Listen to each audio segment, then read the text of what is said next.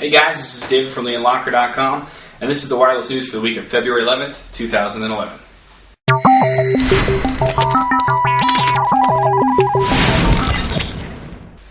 We begin today with some amazing news. A full 40 people showed up to buy the Verizon iPhone 4 at the Apple Store in New York City yesterday morning.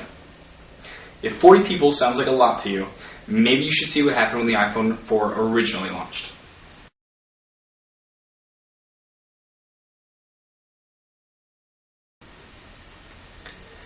Now, to be fair, the Verizon iPhone has been on sale for a few days now, and Verizon themselves have declared their first day of online sales a huge success, setting records, etc. But the truth of the matter is that hardcore Apple users that wanted the iPhone would have gotten it over the last few years and switched to AT&T for it. The only people left buying the Verizon one are mostly disgruntled AT&T users unhappy with coverage, and the occasional Verizon user that decided he might as well get this thingy because his grandson just loves it so much. Speaking of the iPhone, move over Retina display, because this is the Hitachi 4.5-inch IPS display. It has an 1100:1 contrast ratio, a 329 dpi density, and a resolution of about 1280 by 720. Yes, that's 720p for those of you keeping score. This new display was announced earlier today. Hitachi went on to say that this display won't begin mass production until around October of this year, so maybe the iPhone 6 will have it?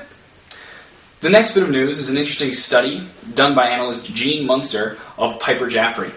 He figures that Google made an estimated $133 million from 22.5 million Android users in 2010. If you do the math, that's about $6 per Android user per year, and he predicts that that'll become about $10 per user per year in 2011. Not too shabby when you also consider the undisclosed amount of money Google gets from manufacturers for their Google Apps package, the Market, Gmail, etc. And I'm sure Google is quite happy with their little robot. You might have already heard this one since it is the big news of the day today, but Nokia and Microsoft have officially announced their partnership. In a nutshell, this means Nokia is going to be moving away from MeeGo, MIMO, and Symbian and pushing towards Windows Phone 7 on their handsets.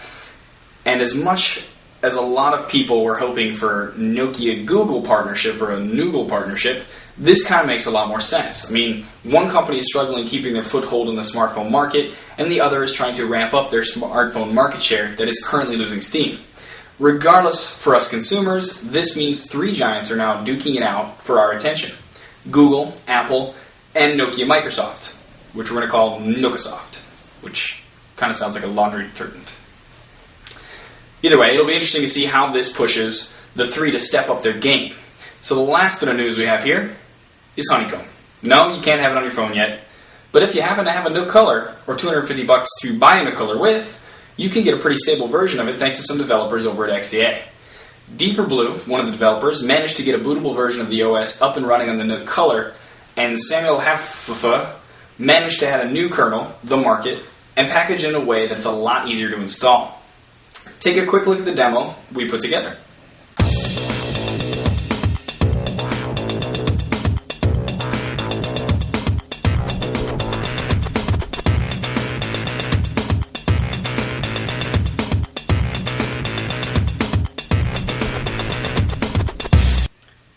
To watch the whole demo, and to find out how you can get Honeycomb on your Nook Color, head to our post listed below.